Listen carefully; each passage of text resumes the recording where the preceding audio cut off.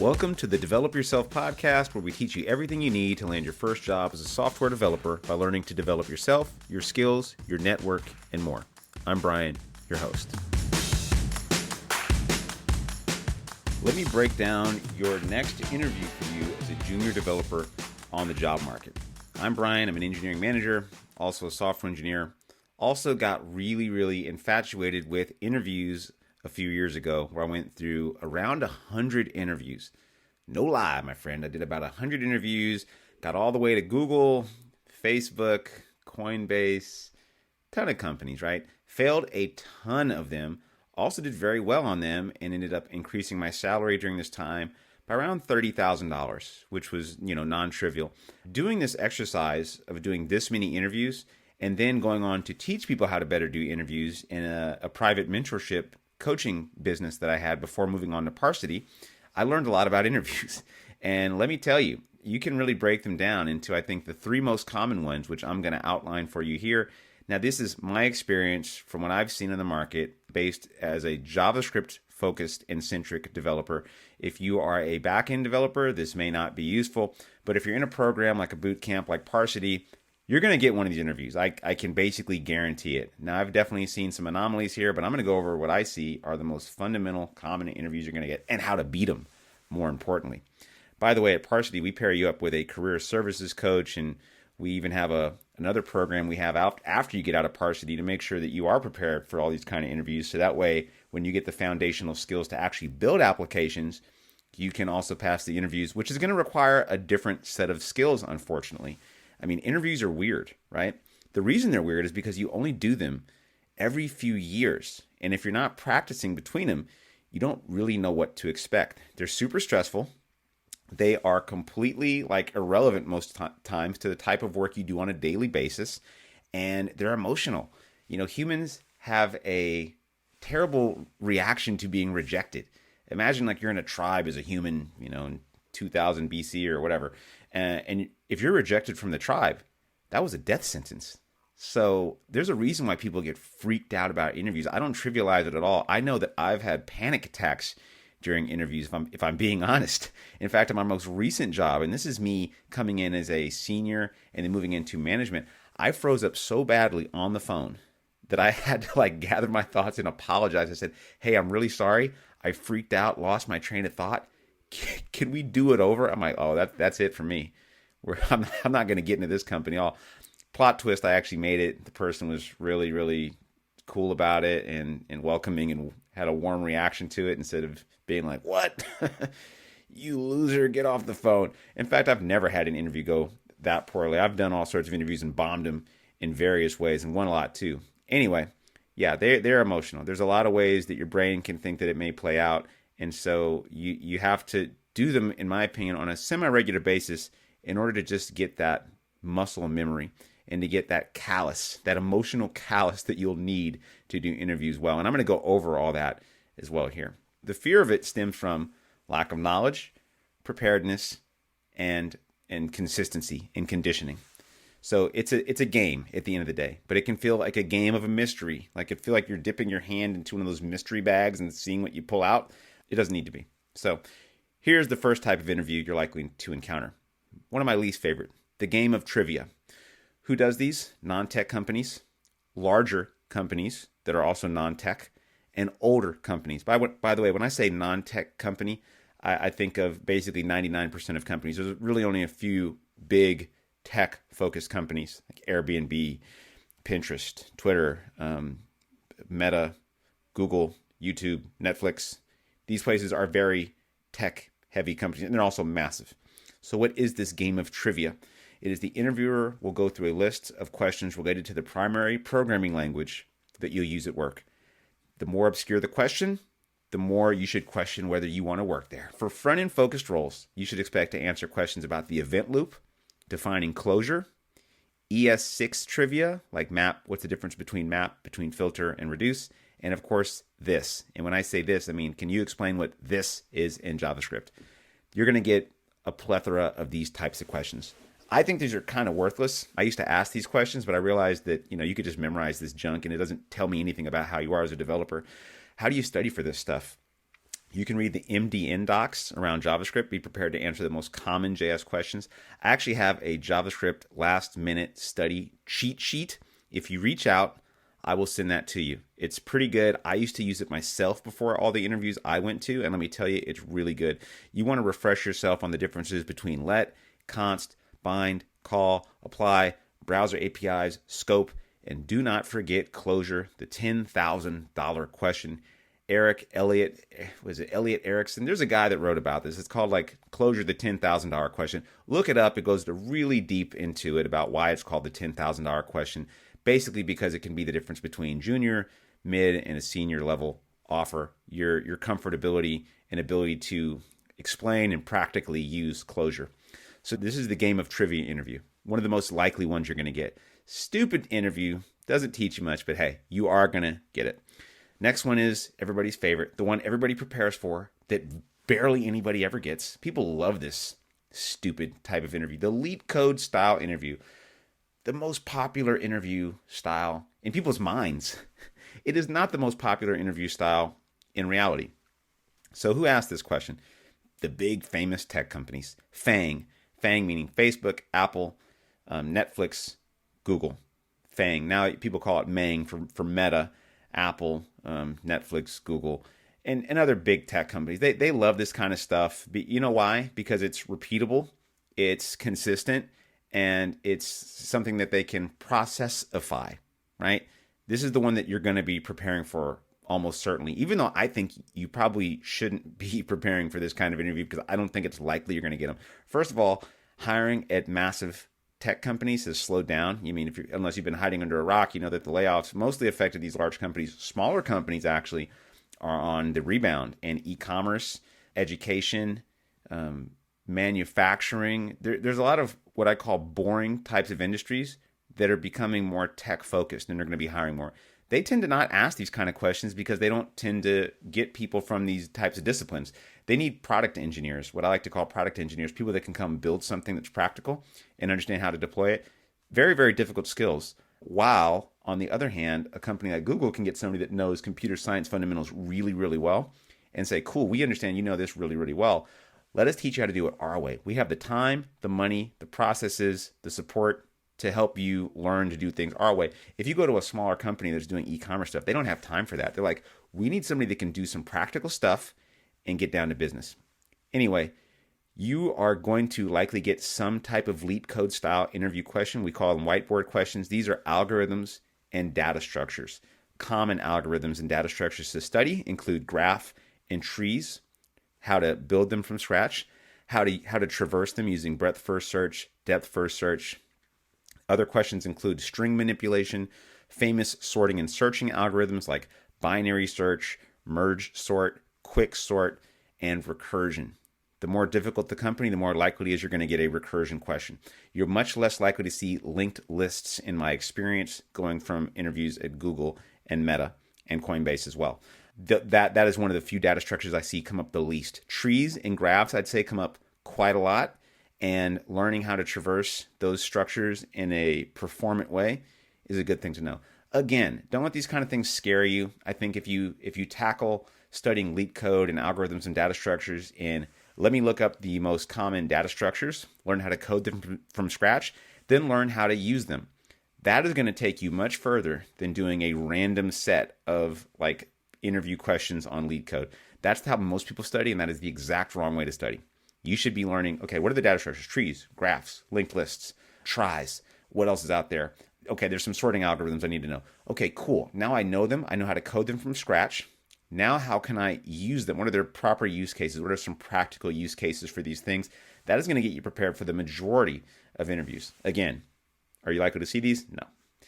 Here's the one that you are going to get. Build a UI component. Extend the functionality of something. This is what I like to call the practical exam. Who asked this?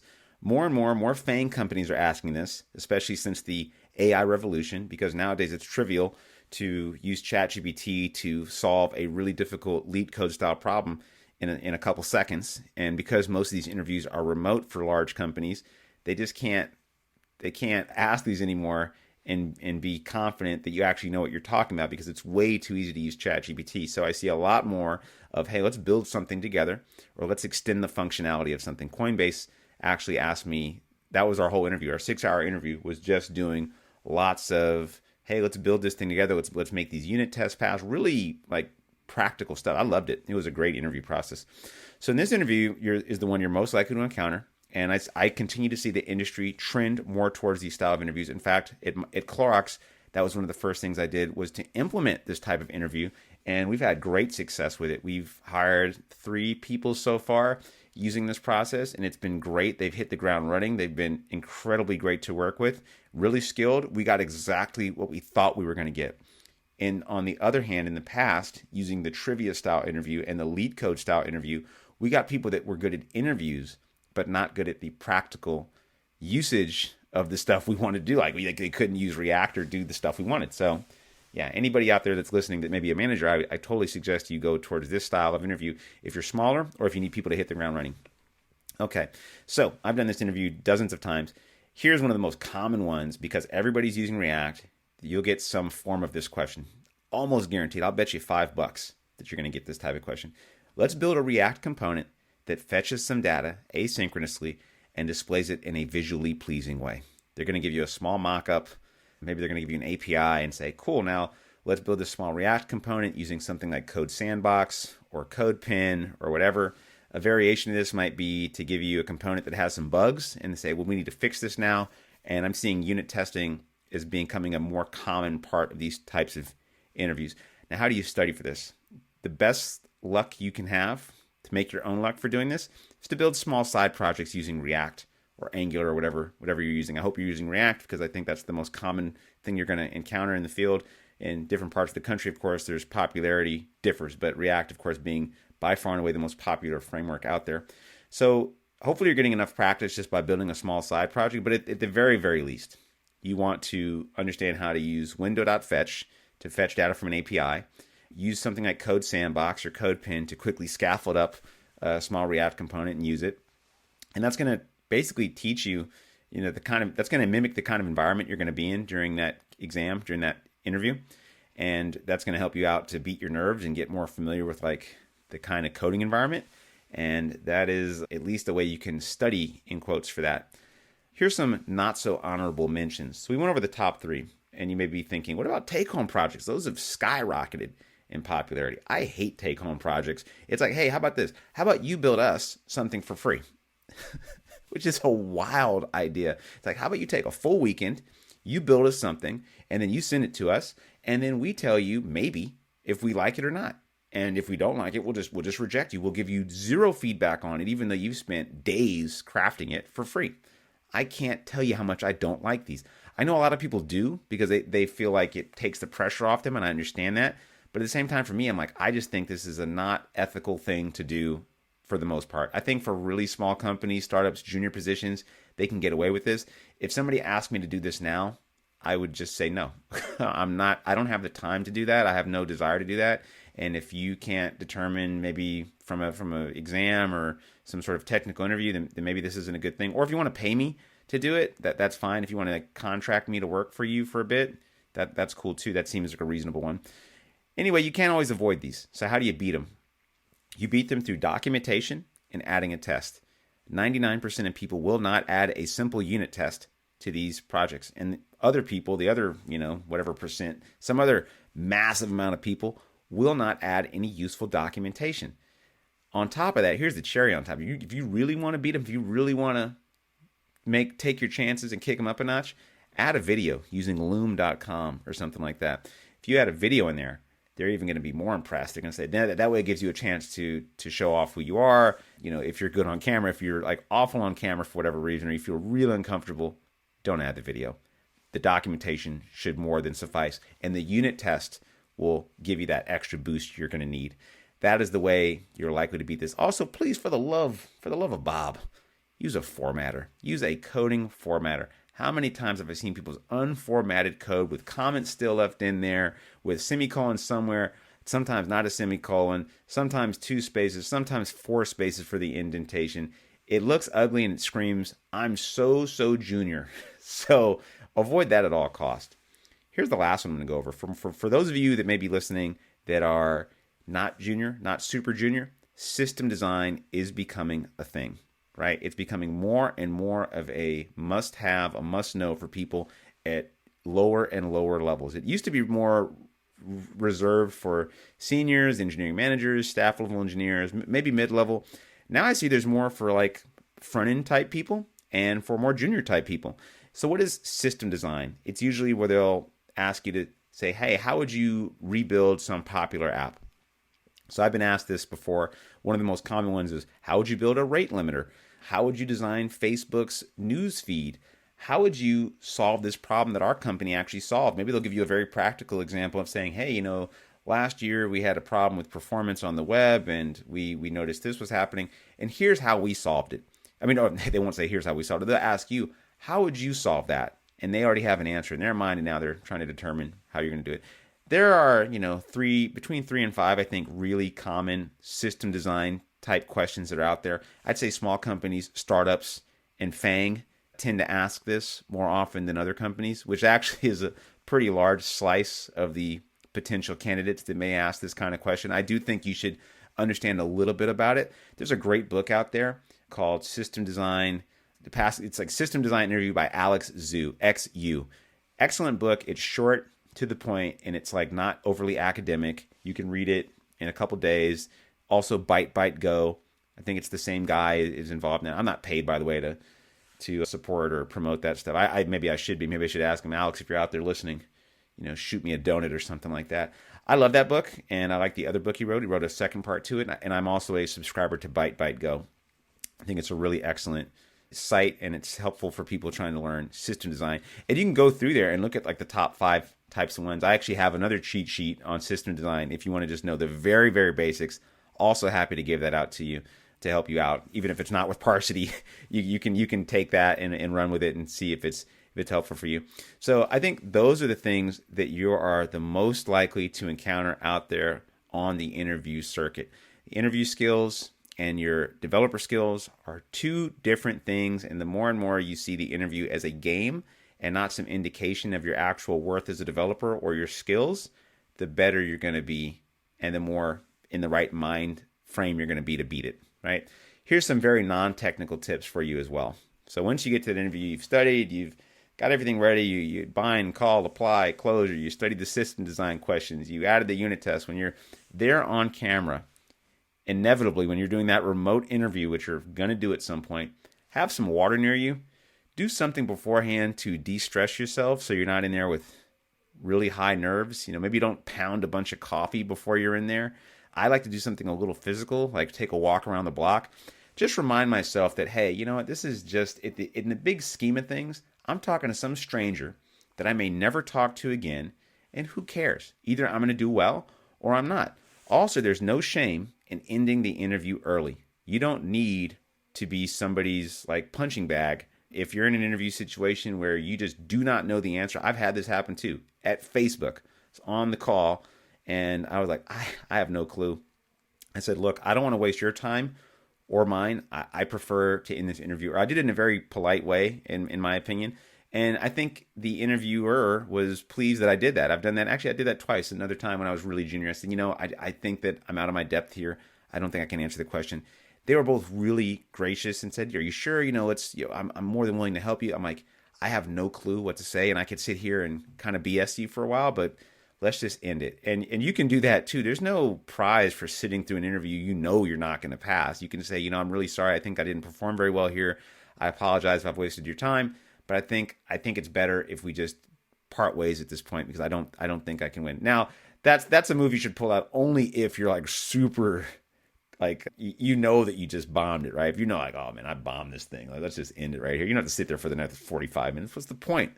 Some people are too polite and they'll let you do that even though they already know you bombed. They're like, well, I guess I got to sit here for an hour and just kind of kick it with you. Anyway, yeah, water, do something physical. Always know you can hit the bailout button, even if you're in person. Why not? Who cares? At the end of the day, these are strangers. Also remember that you are interviewing these people too. Don't let them have all the power. They got you in the room because they want to ultimately make you an offer. Remember, you're not interviewing for fun. You are interviewing people because you want to interview them and potentially offer them money. So remember that you should be asking questions too, like, hey, what are some of the most common issues that junior developers face onboarding onto the team? How do you guys handle critical issues? What happens when something blows up at midnight? How does that work? What do you feel about testing? These kind of questions are going to illuminate you a lot about the culture of the company that you're potentially going to join, and also paint you as a candidate that actually cares. Worst questions to ask might be, when are bonuses?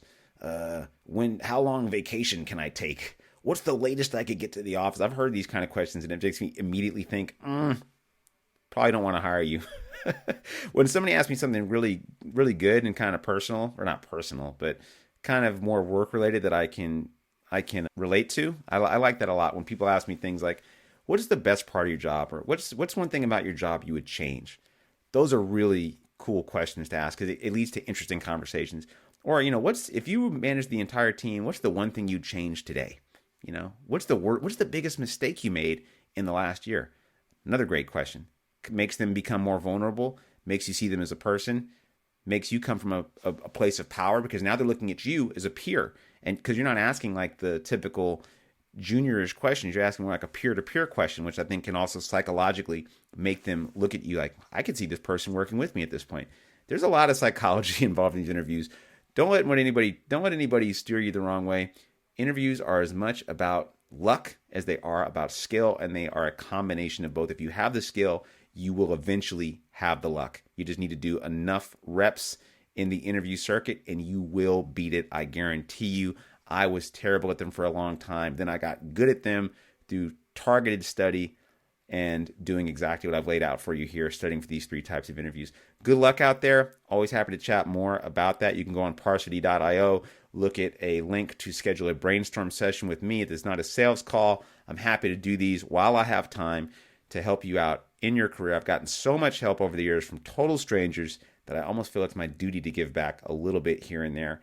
But also, hey, if you want to learn how to code and pay us money to do that and get hooked up with one-on-one mentors and a career services coach and talk to me on Slack and learn all this great stuff that you could never learn on YouTube unless you wanted to spend the next few years bumbling around a bunch of rabbit holes, then hit us up. Until next time, see you later.